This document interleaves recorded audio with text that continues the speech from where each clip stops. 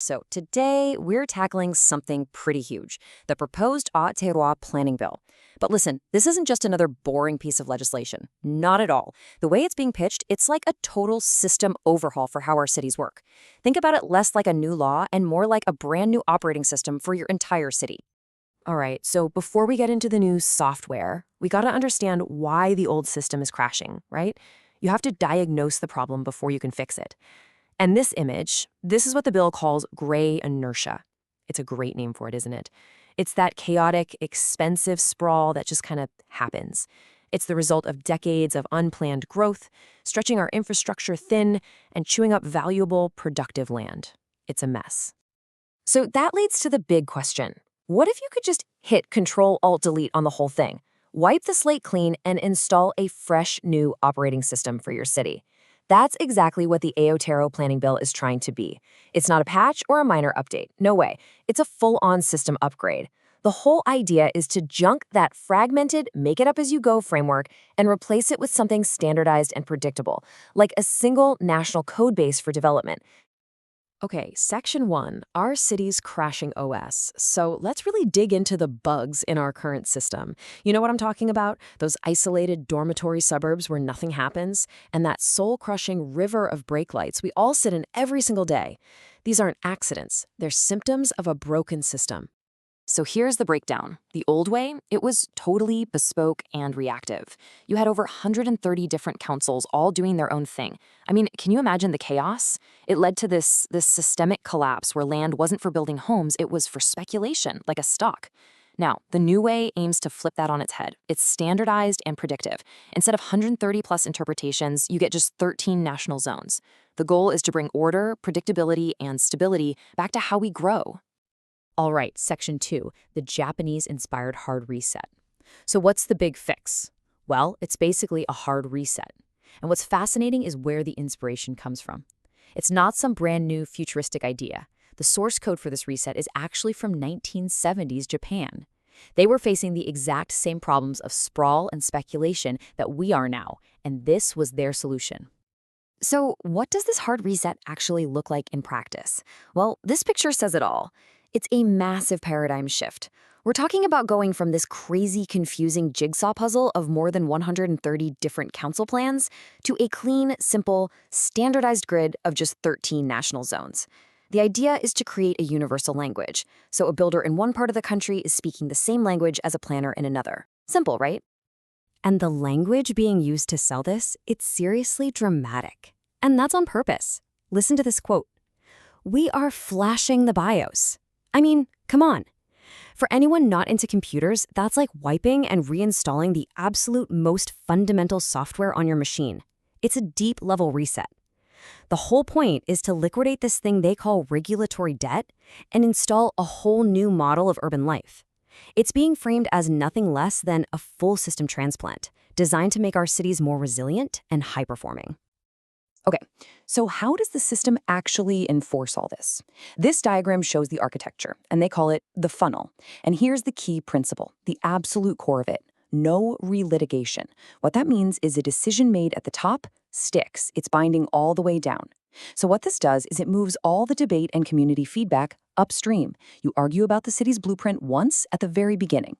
The idea is to stop the endless fighting over every single new building project down the road. You settle the big picture, then you get on with it. Part 3, Containing Growth, the Urban Dam.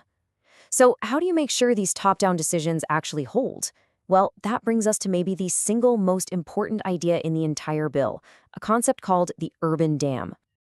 Now, to really get your head around the urban dam, you need a bit of a mental shift. Stop thinking of the city as a map and start thinking of it as a machine, a giant hydraulic press, to be exact. In this metaphor, urban growth is the fluid.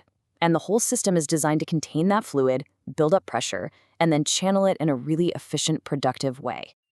And this image just lays it out perfectly. The urban dam creates this hard, non-negotiable line in the sand. Inside the wall, you've got the Urbanization Promotion Area, the UPA. That's where growth is not just allowed, it's actively encouraged and planned for. But outside that wall, that's the Urbanization Control Area, the UCA. And out there, urban development is basically prohibited. The goal is to protect our rural and productive land, period. So let's just make this super clear. The UCA, the control area, is the barrier. It's the wall that's meant to finally stop the endless sprawl.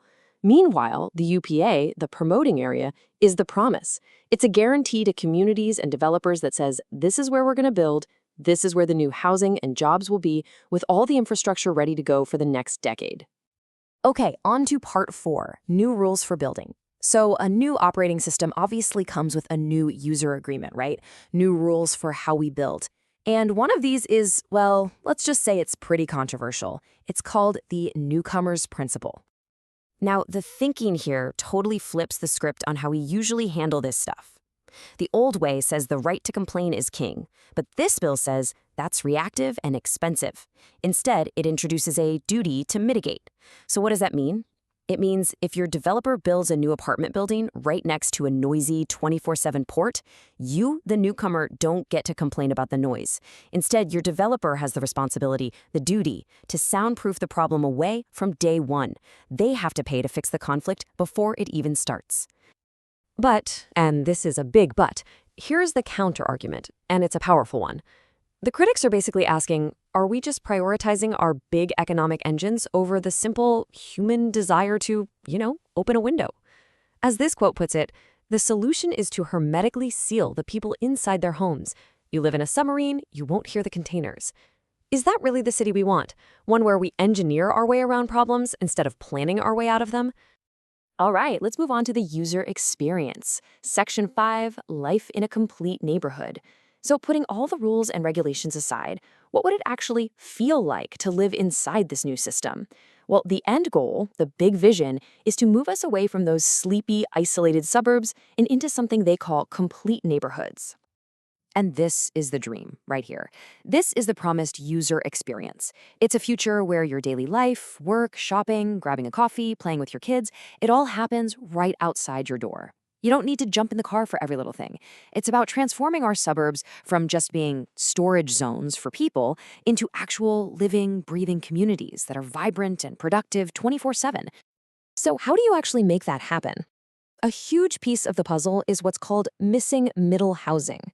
We're talking about things like duplexes, triplexes, small apartment buildings, things that can double or even triple the number of homes on a lot without totally changing the feel of the street. There's almost no visual disruption. It's this idea of gentle density. It's about adding more options and more people into a neighborhood, but in a way that respects its character.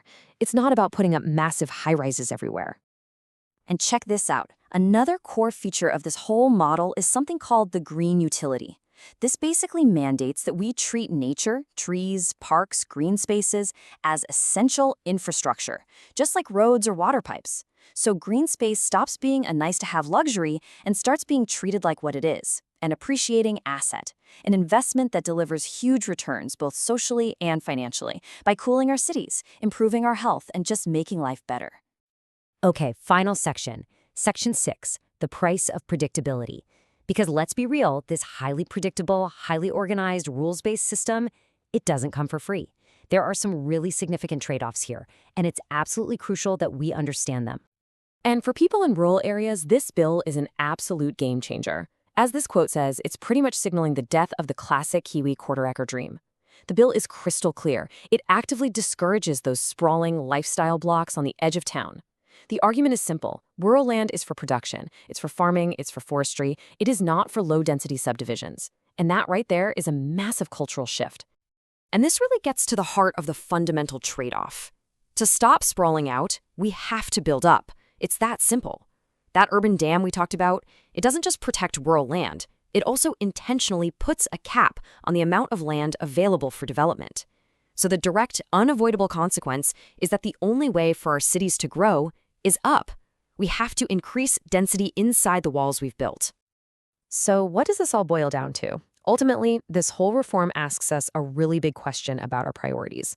Is a predictable, efficient, and resilient city worth it? Is it worth trading away the flexibility and maybe even that long-held dream of a big backyard for a more rules-based, top-down system? That's the core question. And it's the one we all have to answer when we think about installing this new operating system for our cities.